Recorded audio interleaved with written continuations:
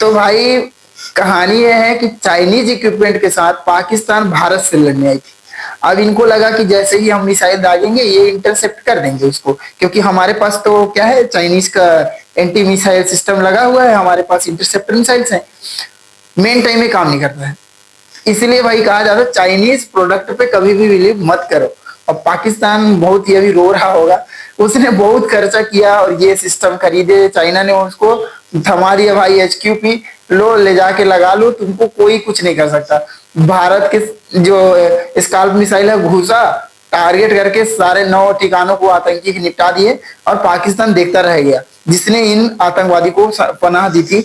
अभी इसको लग रहा होगा कि मतलब क्या करें। देखो, अभी उसने क्या किया कि जान रहा है कि भारत की एकता तोड़ने में अगर उसको कुछ काम करना है तो मंदिर मस्जिद और गुरुद्वारे पे अटैक कर दो। इसने क्या किया, मस्जिद तो छोड़ दिया है क्योंकि उसको मुस्लिमों का जो सपोर्ट है जम्मू कश्मीर में चाहिए। तो उसने क्या किया कि अमृतसर के ऊपर अटैक किया, मंदिरों पे अटैक किया। लेकिन हमारा जो सिस्टम है, हमारा चाइनीज इक्विपमेंट नहीं है भाई, हमारा स्वदेशी है S-400 सुदर्शन चक्र। इसने पूरे मिसाइलों को इंटरसेप्ट किया और इनके पूरे मिसाइल को गुब्बारे की तरफ फोड़ दिया आसमान में भाई। तो यहाँ पास मैं कहूंगा कि हमारा जो सिस्टम है ना, वो किसी इजराइल के सिस्टम से कम नहीं है। हमने कोई फर्जीवाड़ा नहीं किया है इन सब चीजों में। और जब उनको ना पानी देंगे हम, ना तो उनको किसी प्रकार की सुविधाएं, हम नेवल ब्लॉकेज करेंगे। हमारा 4 ही टारगेट है। पहला तो हम इन सबसे पहले इन कायरों के ठिकानों को निपटाएंगे, फिर हम इनके जो एयर डिफेंस सिस्टम है उसको निपटाएंगे। इसके बाद हम नेवल ब्लॉकेज करेंगे और इनके इकोनॉमी को पूरा खत्म करेंगे, और उसके बाद बलूचिस्तान और खैबर पख्तूनख्वा को आजाद कराएंगे। ये 4 टारगेट करेंगे, पाकिस्तान बिल्कुल धराशायी हो गया। और भाई बलूच लोग से मैं कहूंगा अभी आपके पास समय है, आपके साथ जो शोषण हुआ है आप अटैक करो। पाकिस्तान को आप पीछे से घेरो, सामने से हम इसका सीना फाड़ देंगे। तो ये चीज याद रखना भाई। हमारा जो सिस्टम है वो बहुत ही तगड़ा है, स्वदेशी सिस्टम है। और इस बार ये पुराना इतिहास हम पढ़ पढ़ के थक गए हैं। अब नया ही हम ऐसा इतिहास बना देंगे कि पाकिस्तान को समझ नहीं आएगा। पाकिस्तान को 1971 में दो दो भागों में बांट दिया था ना, इस बार 4 भागों में पाकिस्तान बढ़ जाएगा। तो भारत के ऊपर उसने कायराना हरकत करके अटैक किया, रात को ड्रोन हमले किए और मिसाइल भेजे, हमने सबको इंटरसेप्ट किया। भारत ने अपने ड्रोन भेजे, इनके हेडक्वार्टर फोड़ दिए, इस्लामाबाद में, लाहौर में इनके गिरोह के जितने ठिकाने थे उसको नष्ट कर दिए। इनके हर ठिकाने, कराची से लेकर लाहौर, इस्लामाबाद, जितने मेजर सिटी है सारे मेजर सिटी में हमने बॉम्बार्डिंग की है और बिल्कुल तहस नहस कर दिया है। तो यहाँ पास बिल्कुल इनको नहीं सोचना है इस चीज को कि भारत कहीं से भी कमजोर है। और भाई खोज खोज के दौड़ा दौड़ा के मारेंगे। अगर तुम 1 कदम बढ़ाओगे तो हम 10 कदम, हमारी भारतीय सेना आपको पीछे घसीट कर ले जाएगी।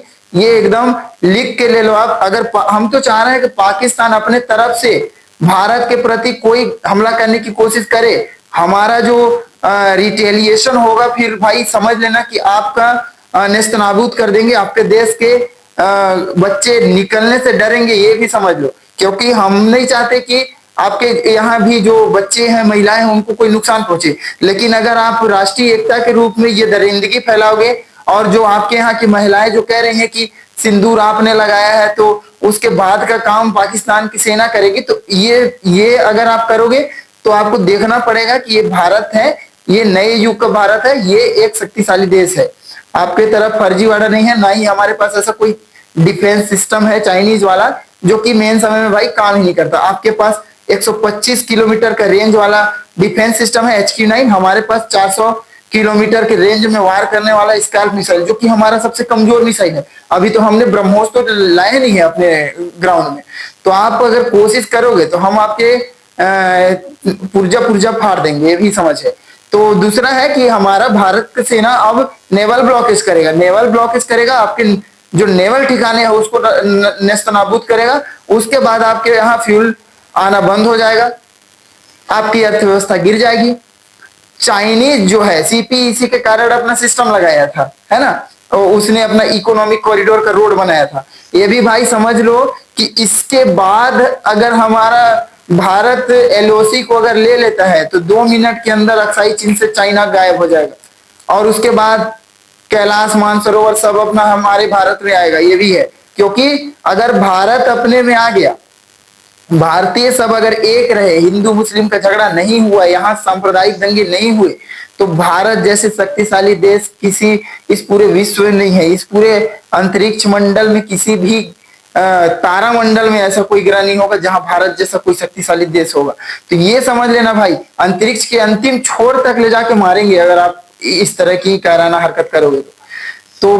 दोस्तों ये वीडियो आप अपने सभी उन लोगों के साथ शेयर करो जो कि एक कैलकुलेशन कर रहे हैं। कैलकुलेशन सेना के पास है, हमारे पास कैलकुलेशन है कब कहां करना है, भाई गिनती गिन देंगे, ठीक है।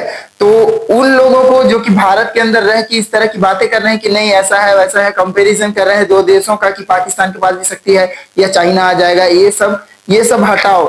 फिलहाल के लिए ये देखो कि भारत कितना शक्तिशाली है और इस देश को यूनिटी चाहिए। यहाँ किसी प्रकार की जो एकता का खंडन करने की कोशिश किया जाएगा उसको बिल्कुल आपको विरोध करना है। और सीधा सीधा ये है कि इस बार नहीं तो फिर कभी नहीं, इस बार भारतीय सेना डायरेक्ट हिट करेगी और अगली बार उससे भी डबल हिट करेगी। तो ये बात है कि अगर आप हमारे यहाँ घुसकर समझते हो कि पहलगाम में आप अटैक कर लेते हो, पुलवामा में अटैक कर लेते हो, उरी में अगर आप अटैक कर लेते हो, तो ये समझ लो कि सर्जिकल स्ट्राइक नहीं है, आपका पूरा ऑपरेशन होगा। यहाँ अच्छे से आपका ट्रीटमेंट किया जाएगा।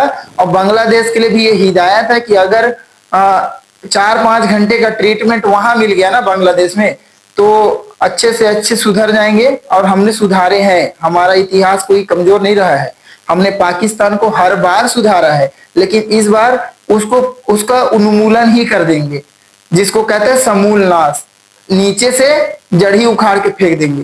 तो इस बार बहुत तगड़ा है हमारा, और एक ही लक्ष्य है कि पाकिस्तान अपने घुटने पे आएगा, माफी मांगेगा, फिर भी पंजाब को छोड़ देंगे हम।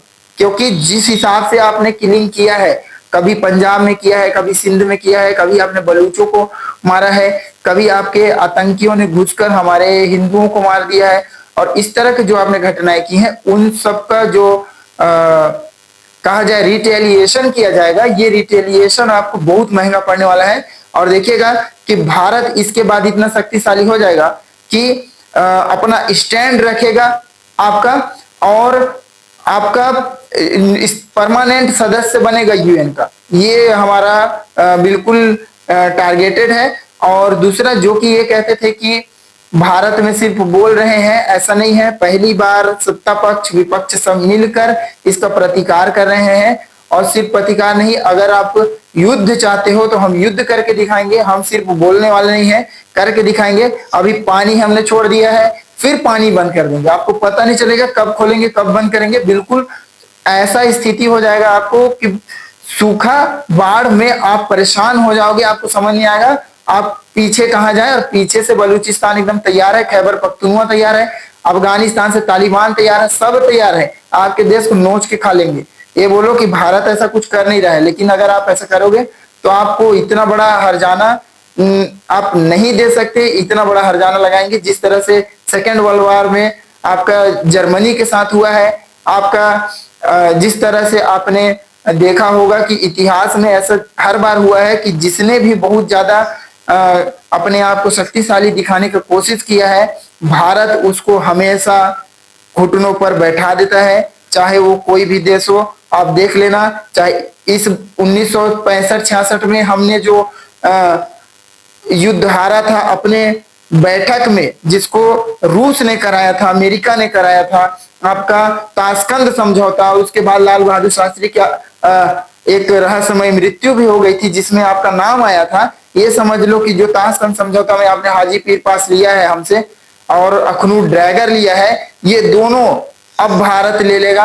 आप देखना 8 से 10 दिन का न्यूज देख लेना, आने वाले समय में भारत के पास अखनूर ड्रैगर होगा और हाजी पीर पास भी होगा, और एलओसी के मैक्सिमम पीक हमारे पास होंगे, और पाकिस्तान अपने घुटने पे होगा। देखना इकोनॉमिक क्राइसिस वहां चालू हो गया है, लोग पैनिक हो रहे हैं, आतंकवादी समझ नहीं आ रहे हैं कि क्या करें। 26 लोगों को मारा है, लेकिन इनके पूरे 26 प्रांतों पर अब भारत का कब्जा होगा, ये आने वाला भविष्य देखता है।